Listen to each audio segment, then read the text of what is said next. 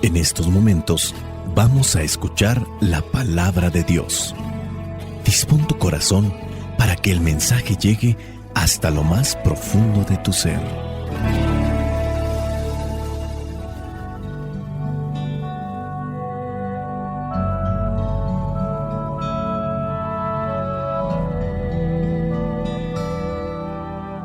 El Evangelio que la Iglesia nos presenta para esta solemnidad de San Pedro y San Pablo corresponde a Mateo capítulo 16, versículos del 13 al 19. Dice así: Cuando Jesús llegó a la región de Cesarea de Filipo, preguntó a sus discípulos: ¿Quién dice la gente que es el Hijo del Hombre? Ellos contestaron: algunos dicen que Juan el Bautista, otros dicen que Elías, y otros dicen que Jeremías o algún otro profeta. ¿Y ustedes? ¿Quién dicen que soy? Les preguntó. Simón Pedro le respondió: Tú eres el Mesías, el Hijo del Dios viviente. Entonces Jesús le dijo: Dichoso tú, Simón, hijo de Jonás, porque esto no lo conociste por medios humanos, sino porque te lo reveló mi Padre que está en el cielo. Y yo te digo que tú eres Pedro, y sobre esta piedra voy a construir mi iglesia, y ni siquiera el poder de la muerte podrá vencerla. Te daré las llaves del reino de los cielos. Lo que tú ates aquí en la tierra, también quedará atado en el cielo, y lo que tú desates aquí en la tierra, también quedará desatado en el cielo. Palabra de Dios. Te alabamos, Señor. Señor Jesucristo, nuestro divino Salvador, enseñando a los hombres el fuego de tu amor. La Iglesia tiene presente a los héroes de la fe, aquellos que han sido testigos del amor de Dios en sus vidas y que por eso son capaces de entregarse de forma plena, completa y hasta el extremo para anunciar a Cristo.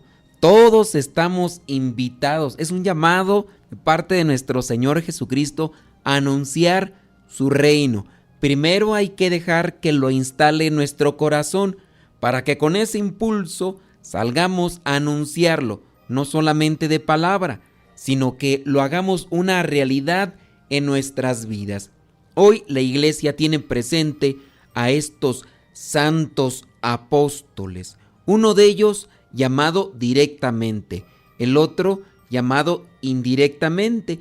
En este caso, Pedro, aquel apóstol que también en algún momento negó a Jesús 3 veces, y tenemos a Pablo, otro que también negó a Jesús porque no lo conocía e incluso lo perseguía a él indirectamente, persiguiendo a su iglesia, perseguía a Cristo. Así se lo hace saber en aquel momento cuando tienen ese encuentro espiritual en Damasco, cuando él iba a capturar a más cristianos para llevarlo a las autoridades romanas y que los ejecutaran. A muchos de ellos los mataron, aunque nunca se dice en la Biblia que Pablo mató directamente y que lo dudamos, pero sí es cómplice de las muertes de aquellos cristianos que estaban en diferentes partes y que fueron arrestados e incluso sacados a rastras por parte de Pablo para llevarlos después a que les hicieran un juicio y determinaran qué era lo que iba a pasar con sus vidas. Pablo también en ese caso negó a Cristo, pero después de esta visión que tuvo en Damasco, después de 3 días sin comer y sin beber y en oscuridad porque estaba completamente ciego, pudo mirar la luz, pudo mirar a Dios en lo profundo de su corazón y desde ahí comenzó a anunciarlo. Se dice que fueron 3 días de oscuridad, no veía nada. Después de eso vinieron 3 años, 3 años de silencio, 3 años de preparación, 3 años en los que se dedicó a escuchar al Señor muy en lo profundo de su corazón, con el conocimiento que él ya tenía de la palabra, pero también escuchando al Espíritu Santo que viene a dictarle aquello que él necesita saber para después compartirlo. Mencionábamos la palabra mártir. Mártir significa testigo. Esta palabra es tomada del griego mártiros. Mártiros, que significa testigo. Tú muy bien sabes que un testigo es aquel que puede dar razón y fundamento de algo que vio y experimentó. Hay testigos falsos que inventan cosas, pero ellos no dan razones, no dan fundamentos, no dan verdades, dan mentiras, dan calumnias. En el caso de estos dos hombres que presenta la iglesia, aunque el evangelio solamente habla de Pedro porque Pablo todavía no entra a escena. Si ustedes han revisado, Pablo entra a escena hasta en el libro de los Hechos de los Apóstoles, este libro que fue escrito por Lucas, discípulo de Pablo, Lucas el que escribió el evangelio, Lucas que era médico, describe también, sin duda por preguntárselo o platicar con el mismo Pablo, platica cómo fue su vida y cómo fue aquel momento en el que mataban al primer mártir, al protomártir, en este caso un diácono de nombre Esteban, que estaba decidido a enfrentar a quien fuera con tal de dar a conocer que Cristo es el Mesías. Y en este caso, Esteban enfrentó a los maestros de la ley, a los fariseos, a los escribas, a los grandes conocedores de la palabra que negaban y que incluso fueron los que acomodaron esta estrategia para llevar a la muerte a Jesús. Ahora hay un hombre que habla con palabras de fuego y que les dice sus verdades. Comienza a hacer la interpretación de la palabra, de lo que habían dicho los profetas, para darles a conocer que ese hombre del que hablan los profetas es Jesús. Y pues aquellos bien ardidos en su coraje mataron a Esteban a pedradas. A Jesús en algún momento lo quisieron matar de esa manera, pero no era la forma. Y Jesús supo cómo zafarse. Pero Esteban murió a pedradas y ahí estaba presente este hombre fariseo de nombre Saulo, que era de Tarso. Y a partir de ahí creció en él un celo por apresar a aquellos cristianos para que los ejecutaran, al modo como habían ejecutado a Esteban, a otros lanzándolos a las fieras, a otros quemándolos vivos. Él tenía que defender lo que él creía hasta ese momento, pero Cristo se presenta, se revela. Él abre su corazón, se deja llenar por su gracia divina y entonces se convierte en un fiel anunciador y seguidor de Cristo, hasta dar también su vida por anunciar su evangelio. Pedro, el apóstol, murió crucificado en Roma. Pablo, este apóstol, murió decapitado. Le cortaron la cabeza después de estar mucho tiempo en la cárcel. Los dos murieron en Roma. Veamos que en el evangelio del día de hoy, Jesucristo está ahí preguntándoles a los discípulos quién dice la gente que es Él. Algunos dicen que Juan el Bautista, otros dicen que Elías y otros dicen que Jeremías, incluso este profeta u otro más. Y entonces ahí es donde Pedro, dentro de aquellos 12 apóstoles, recuerden que la palabra discípulo significa el que se deja enseñar o el que aprende. Apóstol significa el que es enviado a compartir lo que ya aprendió. El enviado a comunicar lo que aprendió. Esto vendría a ser el apóstol. Y entonces Pedro dice, tú eres el Mesías, el Hijo del Dios viviente.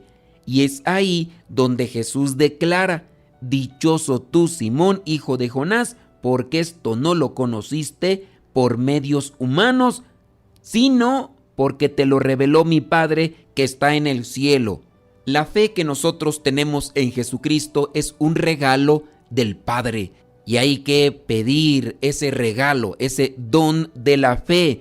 No es algo que adquiramos por conocimiento, porque te aseguro que hay muchas, pero muchas personas que conocen más que tú de la Biblia, pero no tienen fe. Dichoso tú, Simón, hijo de Jonás, porque esto no te lo reveló la carne ni medios humanos, sino mi Padre que está en el cielo. Y yo te digo, versículo 18, que tú eres Pedro, y sobre esta piedra voy a construir mi iglesia, y ni siquiera el poder de la muerte podrá vencerla.